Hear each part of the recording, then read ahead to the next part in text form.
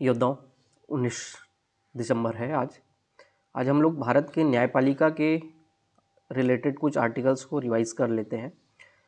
भारत के सर्वोच्च न्यायालय आपके केंद्र सूची में होगा, केंद्र वाला पार्ट में होगा, और उच्च न्यायालय हाई कोर्ट वाला जो होगा वो राज्य वाले पार्ट में होगा। तो सर्वोच्च न्यायालय भाग 5 में दिया है अनुच्छेद 124 से 147 तक। सर्वोच्च न्यायालय भाग 5 124 से 147। 148 से क्या शुरू हो जाता है? CAG। तो CAG से शुरू कौन सा आर्टिकल? 147। तो 124 से 147। 123 में क्या है? अध्यादेश। तो अध्यादेश के बाद मतलब 124 के बाद 124 से लेके 147 तक आपका सर्वोच्च न्यायालय है। और ये सारे आर्टिकल 124 से 147 तक आपको याद होना चाहिए। इसके बाद उच्च न्यायालय हाई कोर्ट, ये किस में भाग में होगा? भाग 6 में होगा। भाग 5 में सर्वोच्च न्यायालय, भाग 6 में हाई कोर्ट उच्च न्यायालय। अनुच्छेद 214 से 232 तक, अनुच्छेद 214 से 232। इसके बाद है अधीनस्थ न्यायालय। अधीनस्थ न्यायालय भी राज्य सूची में आएगा। भाग 6 अनुच्छेद 233 से लेकर 237 तक। अधीनस्थ न्यायालय भाग 6 अनुच्छेद 233 से 237 तक है। जो अधिकरण है, ट्रिब्यूनल की बात की गई है। ये पहले मूल संविधान में नहीं था ट्रिब्यूनल, ये 42वें संशोधन 1976 से ट्रिब्यूनल को जोड़ा गया है। 42वें संशोधन 1976 में ट्रिब्यूनल को जोड़ा गया। भाग 14 क, सब कुछ इंपॉर्टेंट है, एक एक कौन से संविधान से जोड़ा गया, किन से भाग में है? 14 क में है। अनुच्छेद 323 क और 323 ख। 323 क 323 ख में अधिकरण है। और अनुच्छेद अब हम लोग पढ़ लेते हैं, जिसमें अनुच्छेद 348 को आपको विशेष करना है, जो सर्वोच्च न्यायालय और उच्च न्यायालय द्वारा प्रयुक्त भाषा के बारे में बताया गया है। जब आप लोग भाषा अलग से पढ़ते हैं वहाँ पे भी ये पढ़ते हैं, लेकिन अभी हम लोग न्यायपालिका पढ़ रहे हैं तो न्यायपालिका की अपनी एक भाषा है और वो उल्लेख किया गया है अनुच्छेद 348 में। 348 है सर्वोच्च न्यायालय और उच्च न्यायालय द्वारा प्रस्तुत प्रयुक्त भाषा।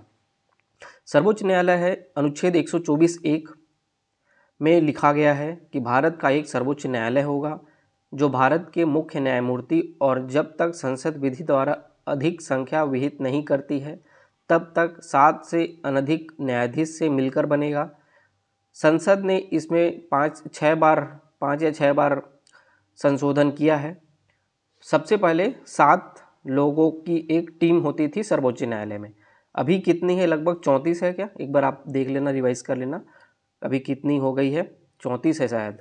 तो अभी सर्वोच्च न्यायालय में न्यायाधीशों की अधिकतम संख्या कितनी है ये आपको पता होना चाहिए, और ये कितनी होगी ये अनुच्छेद 124(1) में बताया गया है। अनुच्छेद 124(2) में कहा गया है कि सर्वोच्च न्यायालय के न्यायाधीशों की नियुक्ति राष्ट्रपति द्वारा परामर्श से अधिकतम आयु 65 वर्ष तक होगा। तो सर्वोच्च न्यायालय के न्यायाधीशों की अधिकतम आयु 65 वर्ष है। नियुक्ति कौन करते हैं? राष्ट्रपति करते हैं। 124(2) में। 124(3) में सर्वोच्च न्यायालय के न्यायाधीश बनने की अर्हता बताई गई है। अनुच्छेद 124(4) में न्यायाधीशों के महाभियोग की प्रक्रिया, अनुच्छेद 124(4) में। अनुच्छेद 124(5) में संसद विधि द्वारा न्यायाधीशों को हटाए जाने से संबंधित प्रक्रिया का उपबंध कर सकेगी। 124(5) में। 124(4) में बताया गया है कि न्यायाधीशों को महाभियोग की प्रक्रिया, और भारत में आज तक किसी भी न्यायाधीश को महाभियोग के माध्यम से नहीं हटाया गया है।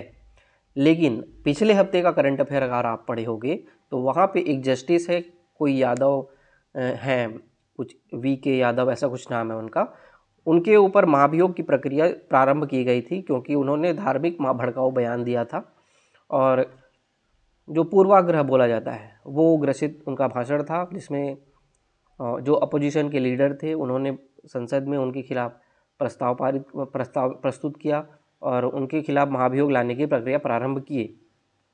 तो ये प्रक्रिया आपको पता होना चाहिए, अनुच्छेद 124(4) में दिया है। इसके बाद के आर्टिकल मैं कल आपको रिवाइज कराऊंगा। आज के लिए हम लोग इसी में रखते हैं। अच्छे से पढ़िए और मोबाइल को बंद करिए, इसके बाद इंटरनेट ऑफ करिए और दिन भर की यूटिलाइजेशन को बहुत से शिद्दत से करिए। थैंक यू, कल मिलेंगे।